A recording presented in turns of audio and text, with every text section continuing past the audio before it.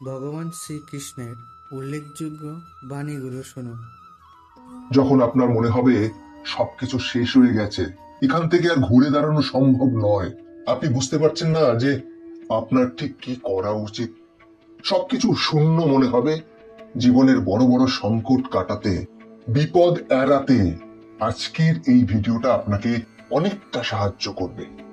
এই ভিডিওতে ভগবান শ্রীকৃষ্ণের একটি গুরুত্বপূর্ণ ঘটনাকে তুলে ধরা হয়েছে, যেটা থেকে খুব সুন্দর একটি শিক্ষা আপনারা পাবেন। তাই ভিডিওর কথাগুলো সম্পূর্ণ শুনুন এবং খুব মন দিয়ে শুনুন। তাহলে চলুন শুরু করা যাক।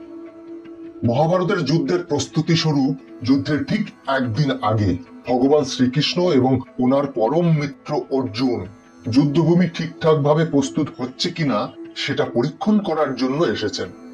যখন চারিদিকে ঘুরে ঘুরে শ্রীকৃষ্ণ এবং অর্জুন দেখছিলেন যে চারিপাশের গাছপালা কেটে দেওয়া হয়েছে আর ভালোভাবেই যুদ্ধভূমি পরিষ্কার পরিচ্ছন্ন করার কাজ চলছে, ঠিক সেই সময় একটি ছোট্ট পাখি উড়ে এসে শ্রীকৃষ্ণের কাঁধে বসে এবং শ্রীকৃষ্ণকে বলে, প্রভু, আপনাদের যুদ্ধের জন্য যুদ্ধভূমি প্রস্তুত করা হচ্ছে, এতে আমি বা আমার ছোট ছোট ছানাগুলোর কি দোষ বলতে পারেন?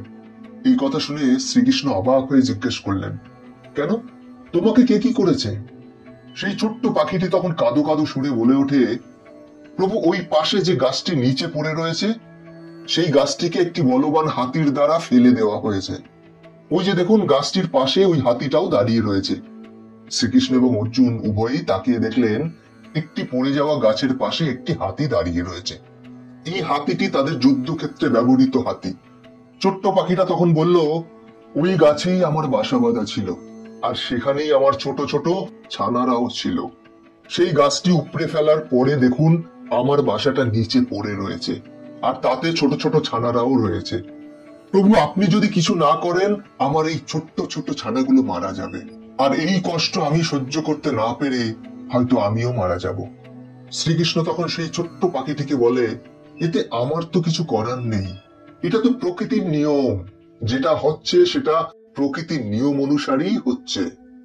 এই কথা শুনে সেই ছোট্ট পাখিটি কেঁদে ফেলে এবং কাঁদতে কাঁদতে ভগবানকে বলে, প্রভু, আপনি তো ভগবান, সেই কারণে আমি আপনার কাছে একটি মাত্র অনুমতি চাই, দয়া করে আমাকে সেই অনুমতিটুকু দিন। এই কথা শুনে শ্রীকৃষ্ণ বললেন, কিসের জন্য অনুমতি চাও তুমি? তখন সেই ছোট্ট পাখিটি কাঁদতে কাঁদতে বলল, প্রভু, আমি আপনার উপর শুধুমাত্র বিশ্বাস রাখার অনুমতিটুকু চাই, দেবেন তো আপনি? ছোট্ট পাখিটির এইরূপ কথা শুনে ভগবান শ্রীকৃষ্ণ বাক্রুদ্ধ হয়ে যান এবং তিনি শুধুমাত্র একটা দীর্ঘশ্বাস ছাড়লেন। তারপর সেই ছোট্ট পাখিটি সেখান থেকে উড়ে গিয়ে নিচে পড়ে থাকা তার ছোট ছোট ছানাগুলোর পাশে গিয়ে বসলো।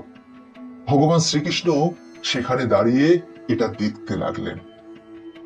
পরের দিন যখন যুদ্ধক্ষেত্রে যুদ্ধ শুরু হবে, ঠিক তার আগের মুহূর্তে ভগবান শ্রীকৃষ্ণ তার পরম মিত্র অর্জুনকে বললেন, অর্জুন, তুমি একটিবারের জন্য তোমার ধনুকটি ও একটি তীর আমাকে দাও। শ্রীকৃষ্ণের এই রকম আবেদন শুনে অর্জুন খুব অবাক হয়ে গেলেন এবং শ্রীকৃষ্ণকে জিজ্ঞাসা করলেন, কিন্তু কেশব, আপনি তো প্রতিজ্ঞাবদ্ধ হয়েছিলেন যে আপনি কখনো অস্ত্র ধারণ করবেন না, তাহলে তীর ধনুক চাইলেন কেন? এমন কি দরকার পড়ে গেল যে আপনার সরাসরি অস্ত্র হাতে তুলে নিতে হলো?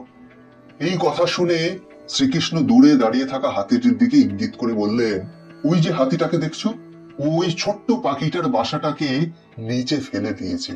যে গাছটাতে পাখিটা তার ছোট্ট ছোট্ট ছানাদের নিয়ে বাসা বেঁধেছিল সেই গাছটাকে হাতিটা উপড়ে ফেলেছে। এরপর কিছু তো আমাকে করতেই হবে, না হলে এই ছোট্ট পাখিগুলোর প্রতি ন্যায় করা হবে না। এই কথা শুনে অর্জুন বুঝে গেলেন যে শ্রীকৃষ্ণ আসলে কি করতে চাইছেন। তিনি বুঝলেন যে শ্রীকৃষ্ণ ওই হাতিটাকে তীরবিদ্ধ করতে চাইছেন। এই কারণে অর্জুন শ্রীকৃষ্ণকে বললেন, প্রভু, আমি কি কোনোভাবে আপনার সাহায্য করতে পারি? শ্রীকৃষ্ণ অর্জুনের কথা শুনে বললেন, না না, আমি দেখছি কি করা যায়। এই বলে শ্রীকৃষ্ণ তীরটাকে হাতির দিকে নিশানা করে নিক্ষেপ করলেন। তীরটা হাতিটার গায়ে না লেগে হাতিটার গলায় থাকা একটি বড় সড়ো ঘন্টায় গিয়ে লাগলো এবং ঘন্টাটা খুলে নিচে পড়ে গেল। এটা দেখে অর্জুন হেসে উঠলেন এবং বললেন, প্রভু, আপনি তো তীরবিদ্ধ করাতে লক্ষ্যভ্রষ্ট হলেন, আমাকে দিন, আমি আপনাকে নিশানা লাগিয়ে দিচ্ছি। এ কথা শুনে শ্রীকৃষ্ণ বললেন, না না, ঠিক আছে, যেটা করার ছিল হয়ে গেছে। এ কথা শুনে অর্জুন একটু অবাক হলেও তিনি ভগবান শ্রীকৃষ্ণের মুখের উপর কোনো কথা বললেন না। এরপরেই শুরু হলো তুমুল যুদ্ধ। টানা 18 দিন ধরে সেই যুদ্ধ চলতে লাগলো। 18 দিন তুমুল যুদ্ধ চলার পর অবশেষে পাণ্ডবগণ সেই যুদ্ধে জয়ী হলেন। যুদ্ধ শেষে পরের দিন লন্ডভন্ড হয়ে থাকা সেই যুদ্ধক্ষেত্র পরিষ্কার পরিচ্ছন্ন করার জন্য লোক পাঠানো হলো, এবং সেটা দেখার জন্য আবারও অর্জুন এবং ভগবান শ্রীকৃষ্ণ সেই যুদ্ধক্ষেত্রে এসে উপস্থিত হলেন। শ্রীকৃষ্ণ এবং অর্জুন দুজনে মিলেই যুদ্ধক্ষেত্র ঘুরে ঘুরে পরিক্রম করতে লাগলেন। 18 দিন আগে যুদ্ধের পূর্বে শ্রীকৃষ্ণের তীরের আঘাতে পড়ে যাওয়া হাতির গলার সেই ঘণ্টাটা নিচে পড়ে থাকতে দেখে শ্রীকৃষ্ণ অর্জুনকে বললেন, অর্জুন, তুমি এগিয়ে গিয়ে হাত দিয়ে আস্তে করে ওই পড়ে থাকা হাতির ঘণ্টাটা তুলে দূরে ফেলে দাও তো। শ্রীকৃষ্ণের এই কথা শুনে অর্জুন খুব অবাক হলেন। তিনি মনে মনে ভাবলেন, শ্রীকৃষ্ণ কি আমাকে দিয়ে যুদ্ধক্ষেত্র পরিষ্কার করাতে চাইছেন?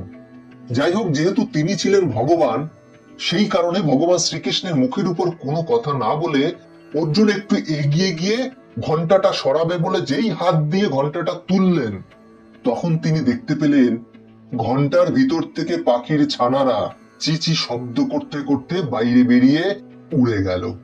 বাচ্চাদের সাথে থাকা বড় পাখিটাও উড়ে গিয়ে সামনে দাঁড়িয়ে থাকা ভগবান শ্রীকৃষ্ণের কাঁধে গিয়ে বসলো। পাখিটা তখন শ্রীকৃষ্ণকে বলল, প্রভু, আপনি সত্যি সকলের ভগবান। এই ঘটনা দেখার পর অর্জুনের এটা বুঝতে বাকি রইল না যে সেদিন ভগবান শ্রীকৃষ্ণ আসলেই হাতির গলায় থাকা ঘণ্টার দিকেই তীর ছুঁড়েছিল, সেই ছোট্ট ছোট্ট পাখির ছানাগুলোকে সাহারা দেবার জন্য। এটা বুঝতে পেরে অর্জুন ভগবান শ্রীকৃষ্ণের মুখের দিকে চেয়ে হাসতে লাগলেন। ভগবান শ্রীকৃষ্ণের দয়াতে সেই পাখির ছোট ছোট বাচ্চাগুলো মরতে মরতে বেঁচে উঠেছিল, নতুন করে জীবন পেয়েছিল তারা। দীর্ঘ 18 দিন যুদ্ধ চলাকালীন সময় সেই ছোট্ট পাখিটা এবং তার ছানারা ওই ঘণ্টার নিচে সুরক্ষিত ছিল। ওই ঘণ্টাটা তাদের সুরক্ষা কবচ হিসেবে কাজ করেছিল। যুদ্ধের শুরুতে সেই ছোট্ট পাখিটি শুধুমাত্র একটি কথা শ্রীকৃষ্ণকে বলেছিলেন, হে প্রভু, আপনাকে বিশ্বাস করার অনুমতি দিন। শ্রীকৃষ্ণ তখন কোনো কথা বলেননি, শুধুমাত্র একটা দীর্ঘ শ্বাস ফেলেছিলেন। নিজের কর্তব্য পালনের মধ্য দিয়ে শ্রীকৃষ্ণ সেই ছোট্ট পাখিটাকে উত্তর দিয়েছিলেন, নিজের কর্ম করার মাধ্যমে। তাই বন্ধুরা, ভরসা যদি রাখতেই হয়, ঈশ্বরের উপর রাখুন, কারণ তিনিই একমাত্র রক্ষাকর্তা। তোমাদের যদি এই ভিডিওটা ভালো লাগে থাকে তাহলে অবশ্যই একটা লাইক করে দাও, আর এইরকম ভিডিও পেতে গেলে আমাদের সাথে থাকো।